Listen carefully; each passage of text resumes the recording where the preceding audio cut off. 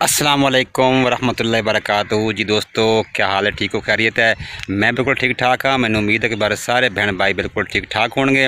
तो दोस्तों जो अज का व्लॉग है वो मैं बनाने लग गया किसी की फरमाइश से।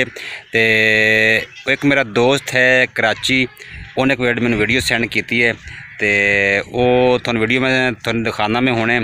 तो छोटी जी रिक्वेस्ट है कि तुसी वीडियो वेखने तो पहले एक तो गल्ला मेरे लिए मेरे तवज्जो नाल सुन लवो कि ताकि तुसी अगे तुहानू वीडियो वेखने थोड़ी आसानी हो जाएगी। वीडियो सिर्फ ना एक ख़ानदान है तो ख़ानदान में जोड़ा तकरीबन एक घर च 8 तो 9 बंदे जोड़े हैं वो अखां तो मोहताज हैं जी। ठीक है, तो एक ख़ानदान के बंदे 7-8 बंदे हैं जी। थोड़ा वीडियो सेंड कर देना तो तुसी उन्हां दी हो सके तुसी खिदमत करनी जितना भी हो सके। तो एक उन्हें भाई यानी सिलाद मारिया भी है, उसका एक बेटा है वो भी अखां तो मुहताज है, उनका वालद फौत होया है।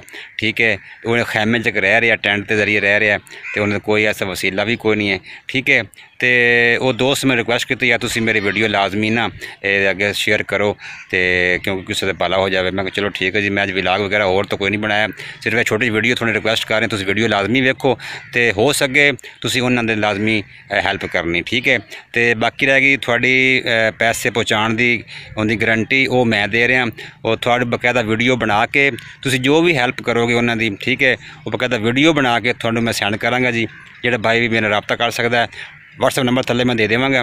ठीक है, तुम उस नंबर पर पैसे भेज देने। ओके, तो थोड़ा वीडियो बना के ना दी मान जी थोड़ी उन्होंने पहुँचा देवांगा जी बतौर सबूत। ठीक है, तो बाकी अगर थोड़ा दिल मुतमइन हो जाए तुम वीडियो वेखो जी। अस्सलाम वालेकुम। ये नबी बख्श जिसका मैंने पहले भी जिक्र किया था, तो ये है वो भाई, इनके जो बच्चे हैं वो 4 बच्चे मोहताज हैं। ये खड़ा जी जी, ये हाफिज साहब हैं, ये आंखों से मोहताज हैं। ये बच्चियां हैं, ये भी आंखों से मोहताज हैं। और एक बच्ची जहनी तौर पर भी कुछ कमज़ोर है।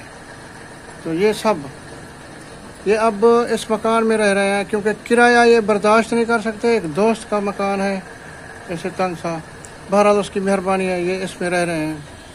तो दोस्तों इन्हीं का मैंने जिक्र किया था।